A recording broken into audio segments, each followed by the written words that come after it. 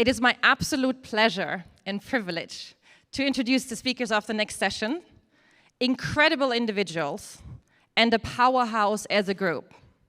So I'd like to invite to the stage Monika from VNU Exhibitions Asia Pacific, Daniella from RX Africa, Joe from Emerald, Justine from Eventmaker, Maria Victoria from Costa Rica Convention Center, and John from Clarion Events.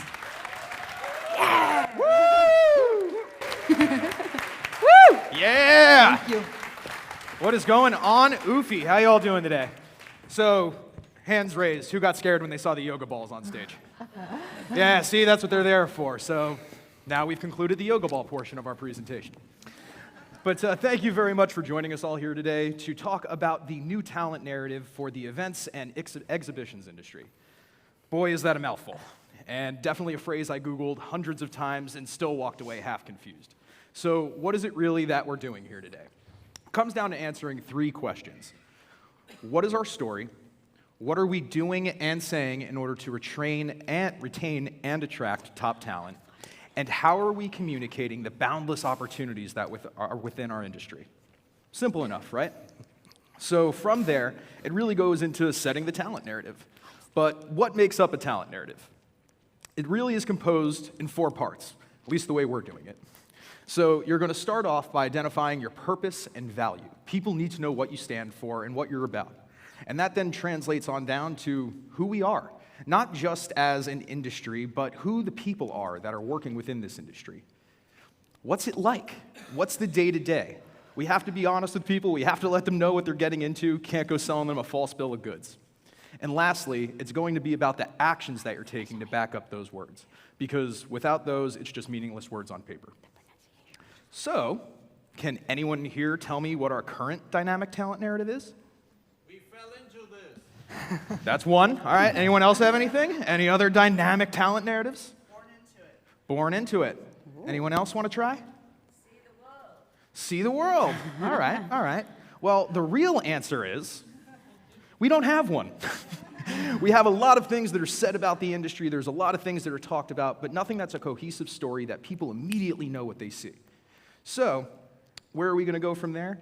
First, it's taking a look at a few examples of industries we believe have crafted narratives that are dynamic and are working successfully. So for that, I'll turn things over to Justine here. Woo! So why? Why did we choose these two industries? Well, the answer definitely lies within my professional background. I've been evolving within the event tech industry for the past 6 years.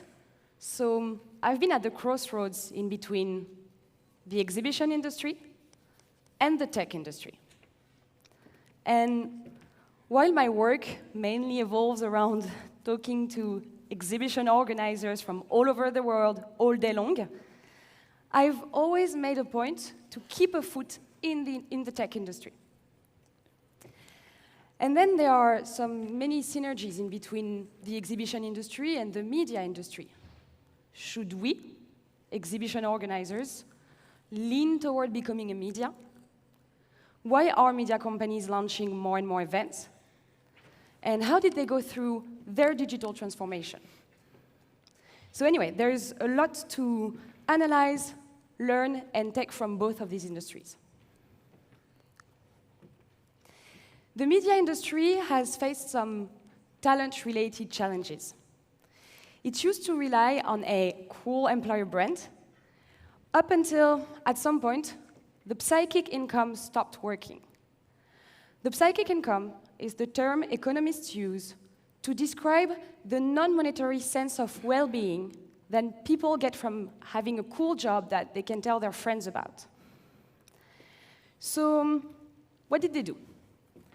Well, many media companies tackled a rebranding and now position themselves at the crossroads of the print media, what they traditionally are, digital media, they tackled they went through their digital transformation, and live media by launching more new events. And that's where they can represent a threat for the exhibition industry, but also an inspiration. They embraced a digital or die approach. So they sourced and equipped themselves with new talents and with different profiles from different fields: digital, data, analytics, design. And finally, they focused on nurturing talents by highlighting innovation, originality, and creativity. When the exhibition industry tends to do and repeat the same thing over and over again and sometimes focus on logistical skills. Regarding the rebranding of the media industry, I actually have an example. I was attending a conference recently, and the deputy director of a large French media group stated that new events launched with a strong commitment to impactful matters such as tech, sustainability, social corporate responsibility, has been helping and beneficial to their employer brand. It's for these specific events that they actually had to turn down on applications and candidates. Let's move on to the tech industry. I'm going to start by describing some obvious benefits that most of you are probably aware of, but that are worth being reminded. So when we say tech, we quickly think about high salaries and the possibility to evolve toward high-paying positions. We quickly think about a balanced work-life schedule and job flexibility. A lot of examples of companies that are fully remote or practicing the 4-day week can actually be found in the tech industry. What else do we think when we think about the tech industry? We think also about a work hard, play hard mentality, and a pleasant work environment and some unique and fun workplace benefits. And we also think about some added value perks. I'm thinking about unlimited vacation time, paid travel stipends, on-site concierge services, childcare, additional family leave for new parents. But more than that, they offer and showcase a value proposition that resonates with most of us. Many IT companies are aiming at closing the gender gap within their organization by using an employer brand that better resonates with us, women workers. They also offer, promote professional development by providing career progression opportunities and by adopting a keep learning attitude. And finally, they also convey the feeling that a career in tech can influence the way the world works and represent an opportunity to play an active role in shaping the future. As a matter of fact, you will quite often encounter the word disruptive in job descriptions for startup. But you know what, everyone? What truly resonates with me, what I find the most impactful, it's not specifically everything that I just described.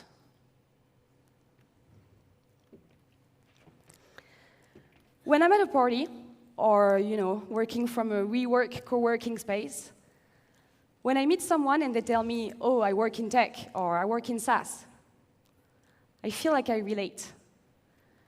It's like somehow we're part of the same family, or we're speaking the same language. There's a high sense of belonging and proudness. I'm part of many active tech communities or sub-communities. I have in mind an example at the crossroads of event and tech, which is Women in Event Tech on Slack. I follow some ambassadors for tech companies and digital influencers. For instance, Gary Vee, he always has some very interesting things to say. And if you don't follow him on LinkedIn already, I strongly encourage you to follow him. And I regularly attend meetups, where I get the opportunity to meet with peers, to share best practice, to learn, to network, and so on.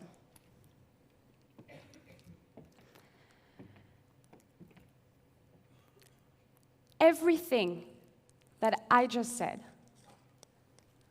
I feel it too, and even more within our industry, within the exhibition industry. Specifically when I'm attending events like this one, and when I'm speaking with you guys, or partying with you like we did last night. So at the end of the day, what we really suck at is highlighting and showcasing this to the rest of the world. This is what we need to improve together and as an industry. How come the 6 of us didn't know what UFI was up until a year ago? But now we do.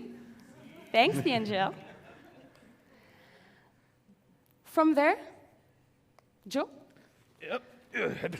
What are the realities we must address? Yeah, thank you, Justine. So, yeah, give her a hand, ladies and gentlemen. She did amazing. Now, unless you've been living under a rock for the past 2 years, or maybe more, it's obvious that workers' demands, needs, wants have been changing and evolving. So we need to relook at the realities that we're currently facing before we can go any further with this. As a group, we conducted a survey of 98 event professionals and asked a few key questions about their experience, compensation, et cetera, et cetera. So the first point we really want to talk about, we asked folks, what is the most important thing to you in compensation beyond pay? And what it really came down to in the top 3 was a positive culture, a focus on mental well-being, and providing a sense of purpose in work. So are we currently doing those things, or are these just wants from workers? The next stat is a little bit more telling. So when asked if they could see themselves leaving the events and exhibitions industry, 61% said that they could. That number goes up 5% more when we remove executives that have participated in the equation. And that's not a huge surprise when 39% of people say that their benefits package isn't adequate, and another 50% say they do not have a work-life balance. So what are we going to do to address those things? How are we going to attract an Ursula undergrad who just got out of school and is so excited but is terrified about being shackled to a desk? Or a Nancy newcomer who's found our industry but doesn't necessarily know what the path is. She's still figuring it out. How do we move her through? Or Freddie Few Years over here that thinks he knows everything and is now hearing from all other people that he talks to in adjacent industries about how he could be repositioning his skills to make more money. And then how do we make a situation for Larry Longtime, which I know we have quite a few of in this audience today, but how do we create opportunities for guys like you to not only continue to grow yourselves, but help the 3 other profiles rise through the ranks to hopefully achieve your status someday?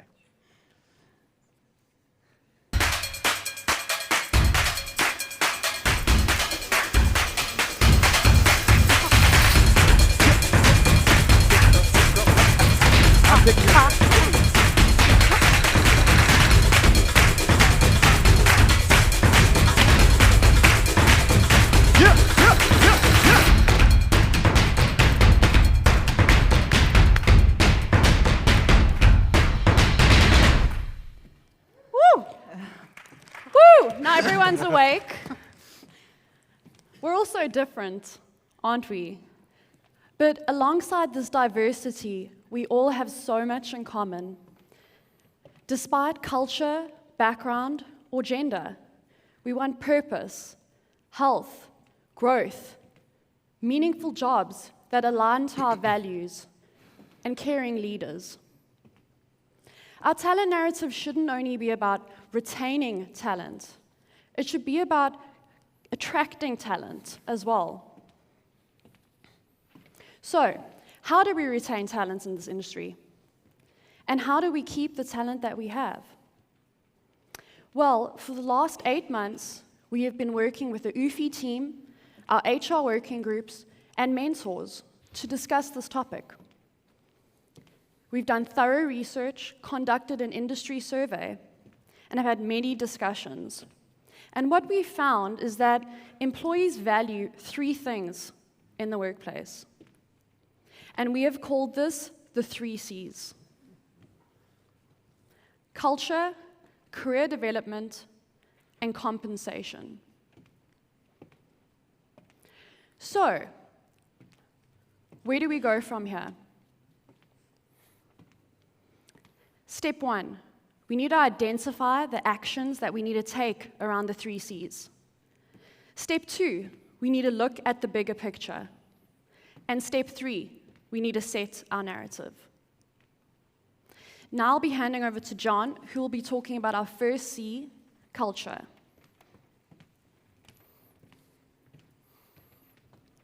Salam alaikum, my name is John, and I'll be talking today about diversity, equity, and inclusion.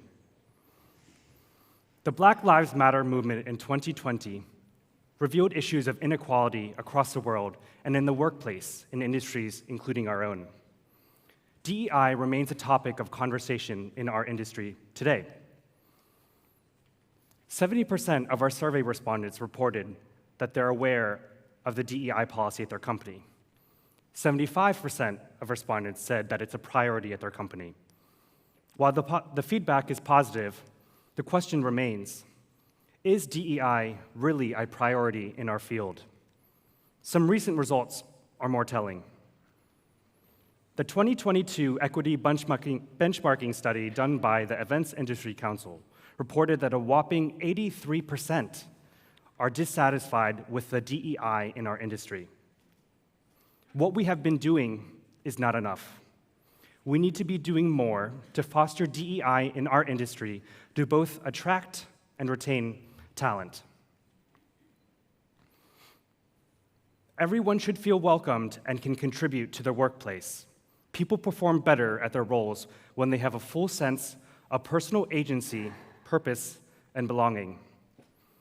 For an industry that promotes building community, we need to make sure we're inclusive of our own community. But how do we do so?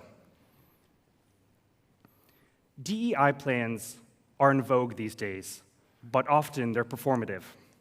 Ensure your DEI plan is clear and comprehensive. Showing authentic and intentional commitment in your messaging, such as your mission statement, is vital to building a strong DEI policy. To work effectively, measurable actions must be taken place, where data analysis is the key to improvement in workforce equity and diversity. Amplify underrepresented voices. It's time to revisit and expand recruitment sources. Attracting new talent can be done by revamping existing job advertisement language to be more inclusive, and focusing now on sources where more diverse talent may apply. Career accelerators, internships, organized mentorship programs targeted towards marginalized groups are ways in which we can structure career pathways to increase greater diversity in leadership roles. Lastly, we need to assess and make changes from the top down. Old DEI strategies focused in the past on diversity training and workshops for the employee base. There needs to be a mindset shift from mere diversity training to leadership development. Now, where the C-board management can become the top champions for DEI efforts in their companies. To power transformation, executive leaders need to be accountable for their actions. Accountability may just be more important than diversity quotas or compliance. Walk the walk, don't just talk the talk. And now on over to another facet of culture that Daniella will discuss, wellness.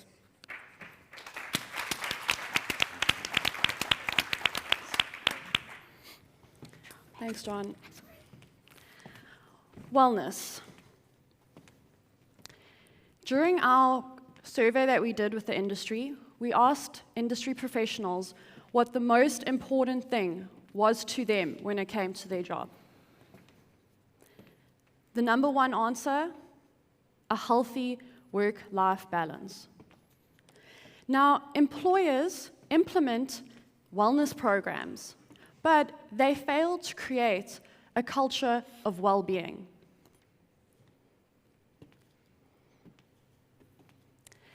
As humans, we all learn through imitation and observation of others. So creating a healthy workplace culture has to be instilled from the top down. People don't leave bad jobs, they leave bad bosses. So think of a bad boss that you've had and the type of culture they created. Is this the type of culture that is going to attract and retain talent?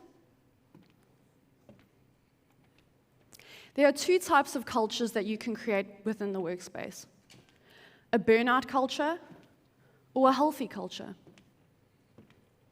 In a burnout culture, people are judged by the sacrifices they make.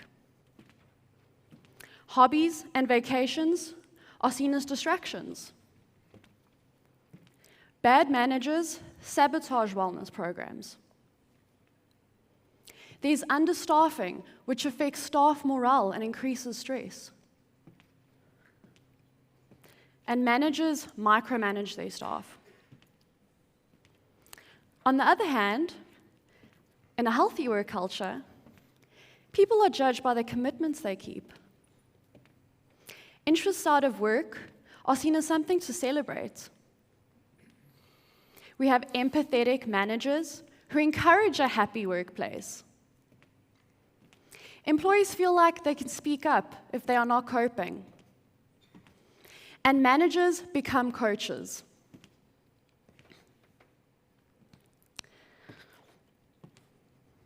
Companies need a different approach.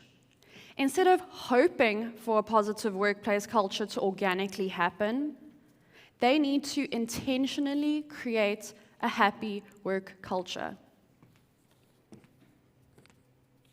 The way that we work has changed, and COVID-19 has definitely accelerated that. Some companies are still working in the industrial age, when we've moved into an information and conceptual age.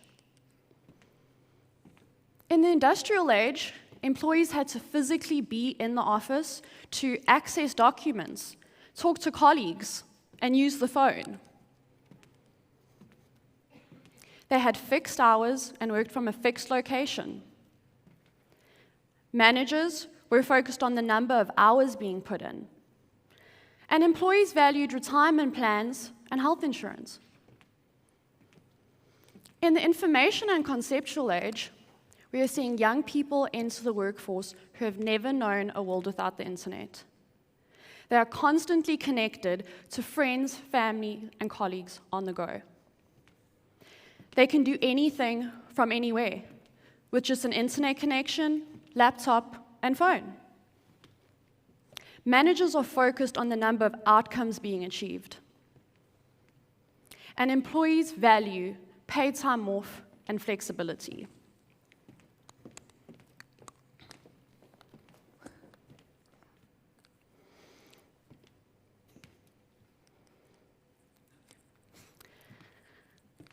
The evolution of the employee has changed, which means companies need to adapt and change.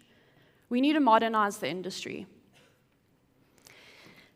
Let's look at some wellness trends that are working well within other industries and companies. A 4-day work week. Everybody's talking about a 4-day work week. Is there anybody here who works for a company who's implemented a 4-day work week? No? One?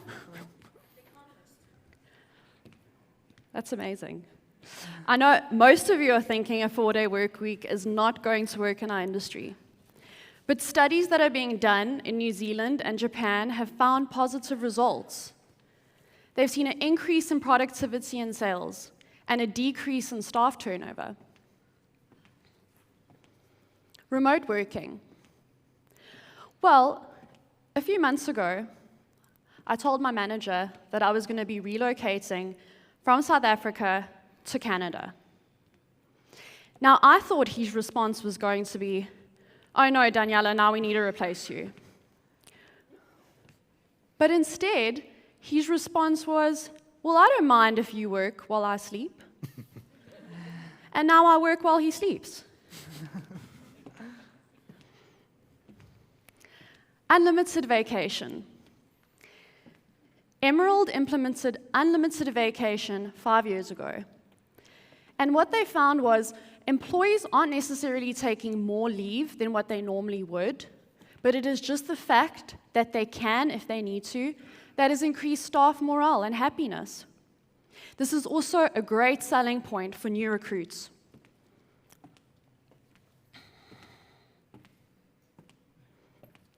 Creating a happy workplace attracts top talent. But more importantly, it retains that talent. If employees are happier, they are more likely to stay loyal to the organization. And now I'll be handing over to Monika, who will be talking about leadership. Every day I'm hustling, hustling, hustling, hustling, hustling, hustling, hustling, Hey! hustling, hustling. Without a purpose, every day we are just hustling.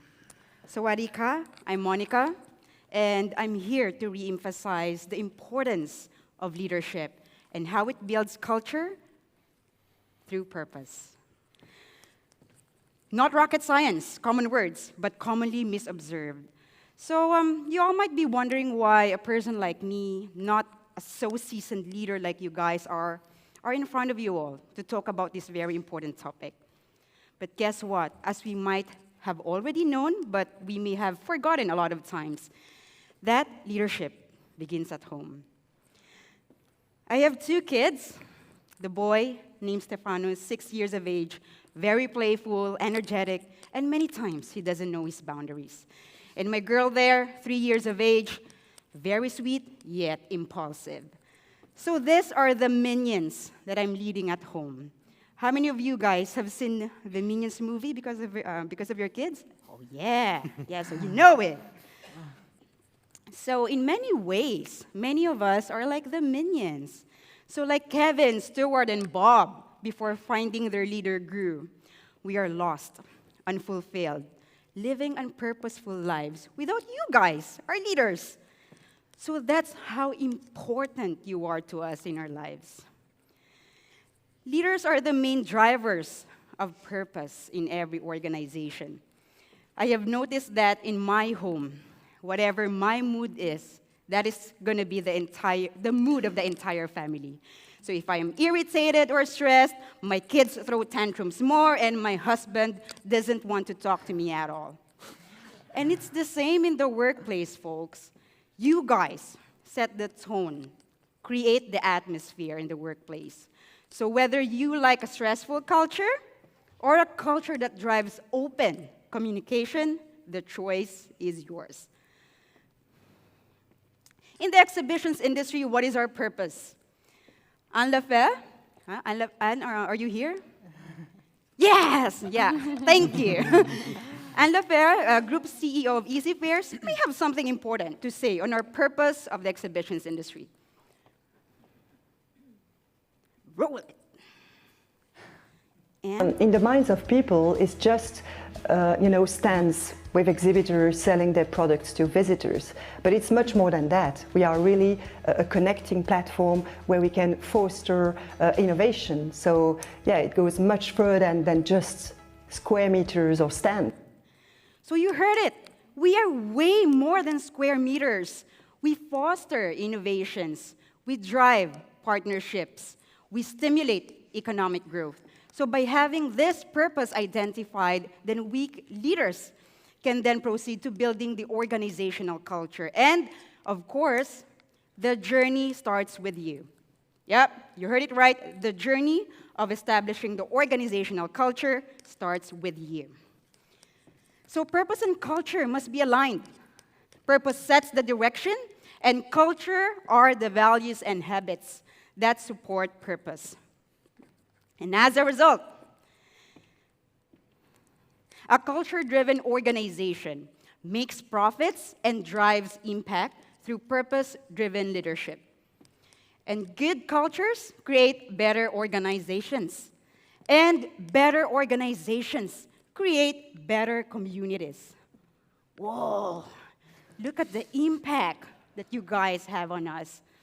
That's why these are the times that you guys as leaders are called not just to lead by spreadsheets, but also by heart. Now we dive into the second C, which stands for career development. A very, very important organizational practice in attracting and retaining talents. And yes, leadership has a crucial supportive role in our growth and development. You thought this is just a nature thing? Nada. It's also your responsibility. Come on, raise your hands, yeah. Raise your So this is a song from John Baptiste. Yeah, a favorite song of many Gen Zs in my workplace. So brace yourselves, guys. We NGLs are here to buck the stereotypes. You might have known us as lazy, entitled, spoiled, phone-addicted employees who are ready to jump ship at the earliest opportunity.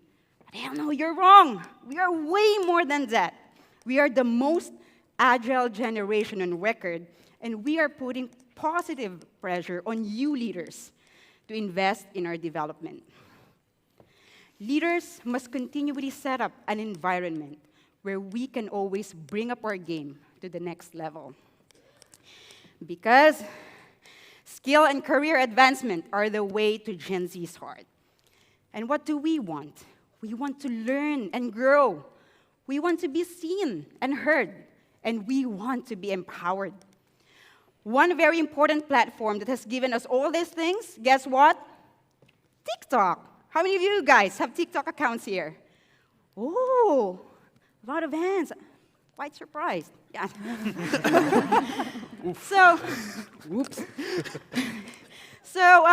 TikTok has given us the power to elevate our personal branding, to discover our capabilities, and to extend our network reach. And we hope it's not TikTok giving us all these opportunities. We hope it's you. Yes. And how can you help? Teach us. Invest your time in us and mentor us. Listen to us, as we may have a perspective or something to say that you might have not known because you were sticking in the past. And trust us, even though we screw up a lot of times. Yes. Failures are our best teachers.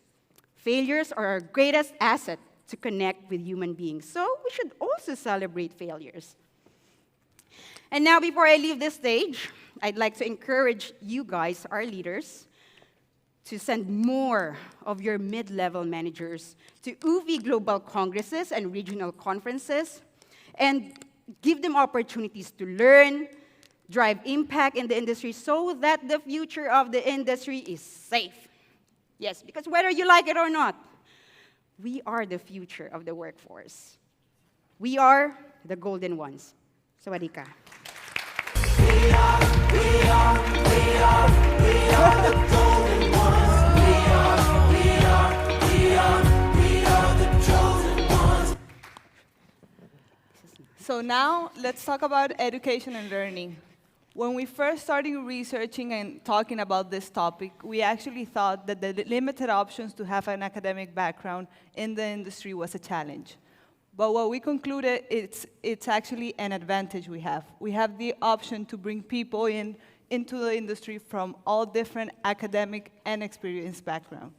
And it is not only an advantage, but it is also a tool that adds values to what we've heard so far regarding wellness, leadership, and DEI. So let's look into some numbers. Attraction and retention is not a unique challenge. So we went and searched around and found some interesting data that will help us learn what people are asking for regarding learning and development. So as Joe mentioned before, 61% of the respondents to a survey see themselves leaving the industry. We have an interesting research that Microsoft conducted that shows that 55% of Microsoft employees see themselves leaving the company looking for learning opportunities. However, 68 of those respondents say they'll stay if they could move internally, and 76% say that they will stay if they could get more learning and development. Now let's look into our industry regarding insight from the survey we conducted. Less than 40% of the respondents say they have an academic background that matches their job, and almost 40% of the population believe they have no career development opportunities. So what these numbers are showing us is that we have opportunities within our own companies and our own industry to attract and retain talent.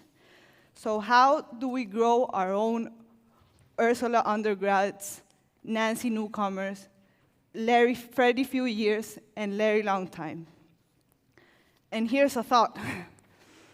Before the thought, here's additional numbers regarding how important learning and development is for the people. In another research, we found that 87% of millennials believe learning and development in the workplace is important.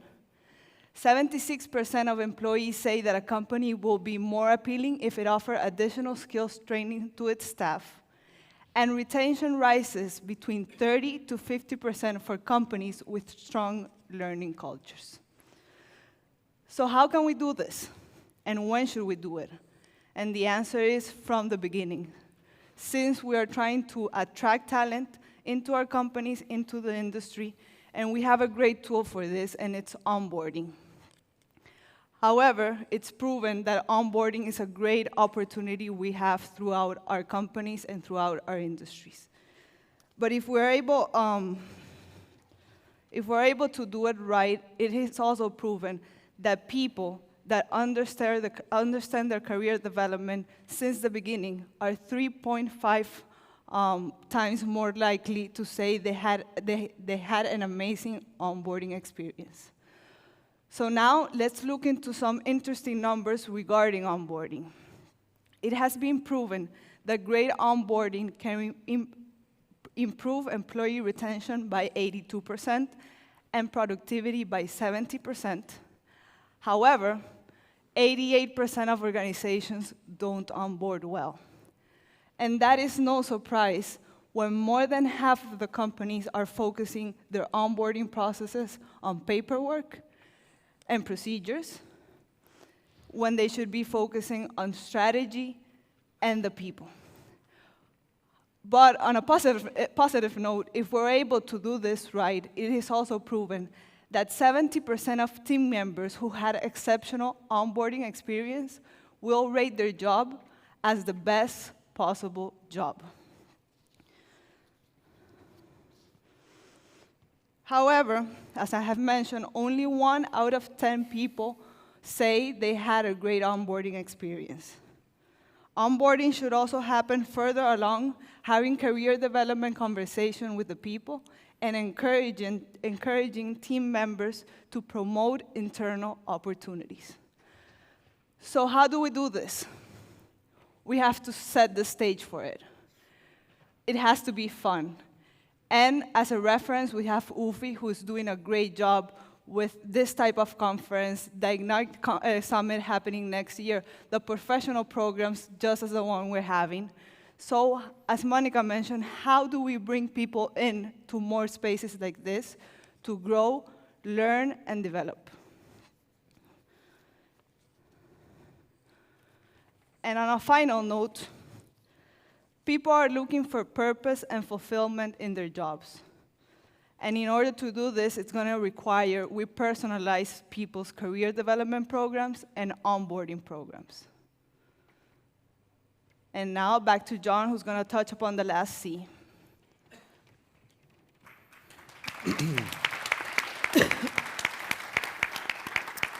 Hey, it's me again.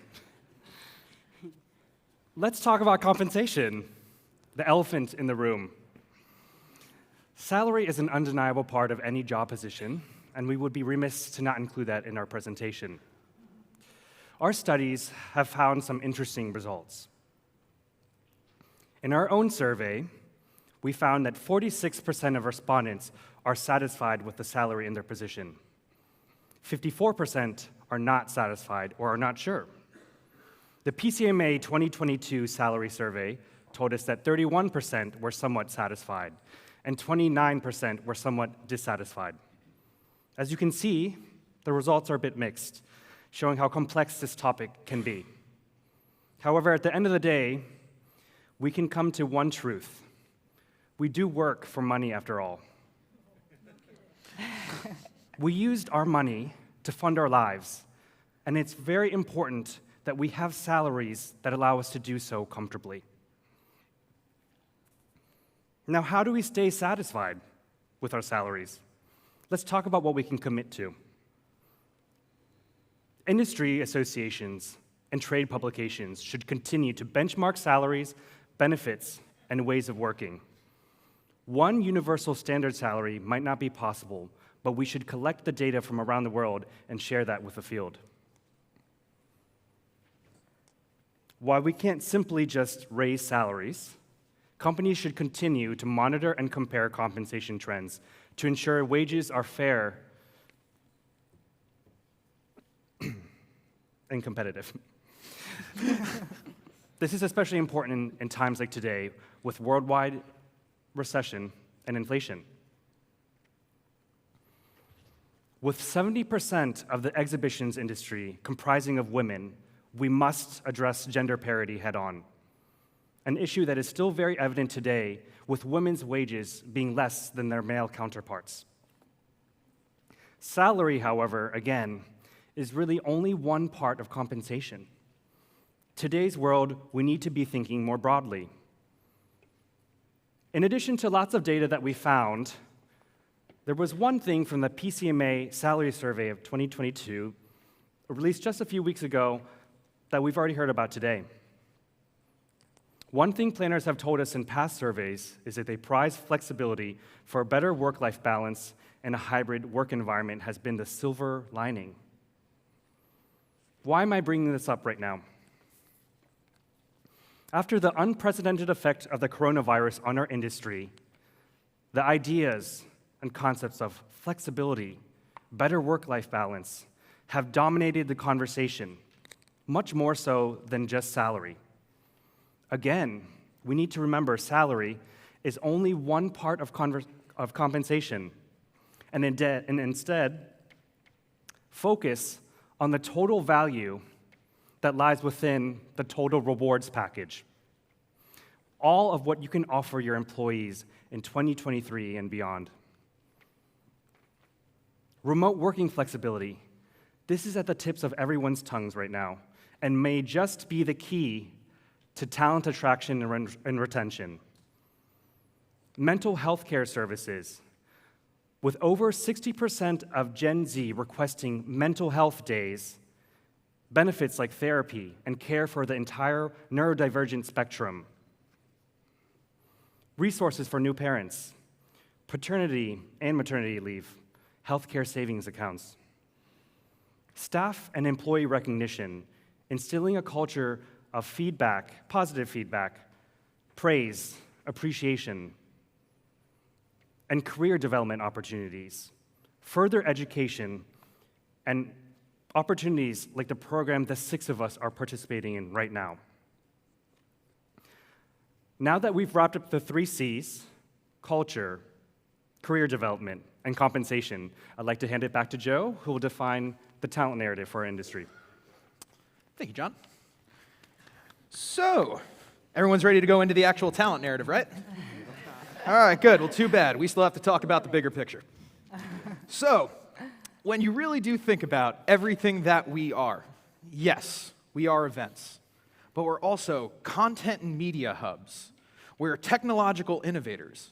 We're events, venues, and locations that welcome people in to experience our local communities and diverse cultures around the world.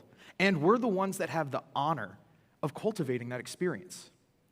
So when you really think about it, we're a lot more than the global events and exhibitions industry. We're actually the community building industry. And with that, and this broader definition, we're able to curate a narrative that shows the boundless opportunities we discussed earlier in order to attract talent from various industries, avenues, and walks of life. So with that, Justine, would you like to share the first portion of our new narrative? We are the community for community builders. From venues across the world that welcome millions of visitors each year, to the event and content producers that drive engagement with curated audiences, to technological innovators championing new frontiers.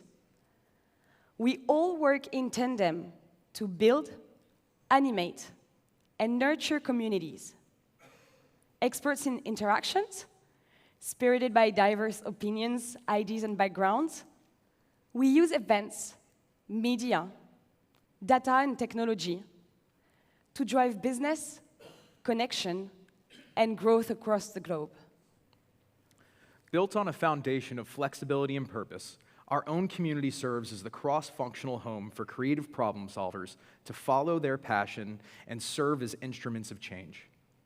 Traveling the world on the front lines of fostering human engagement, we act as a hub for knowledge sharing, trend discovery, and industry advancement.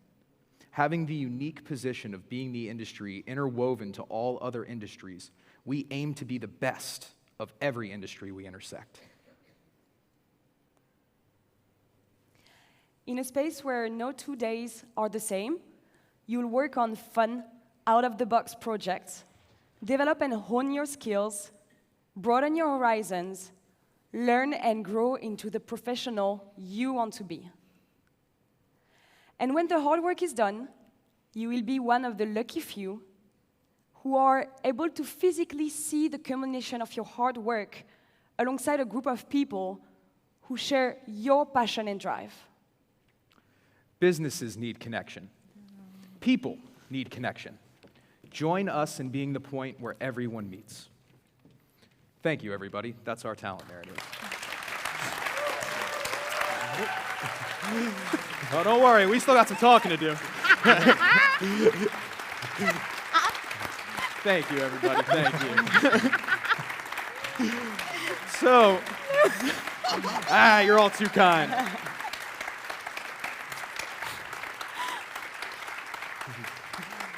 So, we'll take a bow, but there's one thing we each have to say beforehand, because we need things from you guys. So, for my point, the one thing I really do want to emphasize to everyone is action. All of this, everything we've all talked about today, is again, nothing but meaningless words on paper unless we live and take action. Action, action, action. Give us a seat at the table and give us a voice. Don't wait for us to hit a plateau to evaluate our hard work, contributions, achievements, and growth desire. In 2 words, empower us.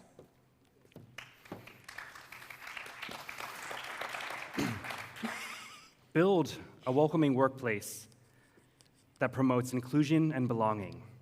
Think of compensation holistically. Embrace the change. We need to adapt and change. We need to modernize the industry. Our families, workplaces, and communities need better brands of leaders. And it starts with you, it starts with me. Invest in learning and development. Let's improve the future. Thank you again, everyone. A huge thank you to all of the sponsors that have made this event possible, to the OCEC for hosting us, and especially to UFI for bringing us all on board. And a huge shout out to both Angela and Nick, who have really been instrumental in guiding us through this process. So thank you, everybody, and we hope to talk to you all later. Thank you. Oh, yeah. Oh, wait. We all want to take a selfie because we're going to do that millennial thing. So you all get ready to take a photo with us, all right? All right. We're going to yell UFI on 3 as soon as we get the tech work out here. Okay? All right. All right. Huddle in, close in. If you're on the sides, we're going to try and get you. See what happens. We're doing great. All right. Okay. Sorry. Oh, all right. I'm trying to put the the timer on. All right. All right. All right. Okay, You're with everyone? us. Yeah, You're hit with it. us. Ready? We're getting there. We're getting All right. there. 1, 2, 3. Oofy! All right. Thank you, everybody. Have a Thank great you. rest of the day.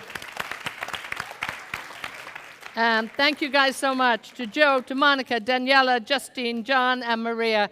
Thank you all so much.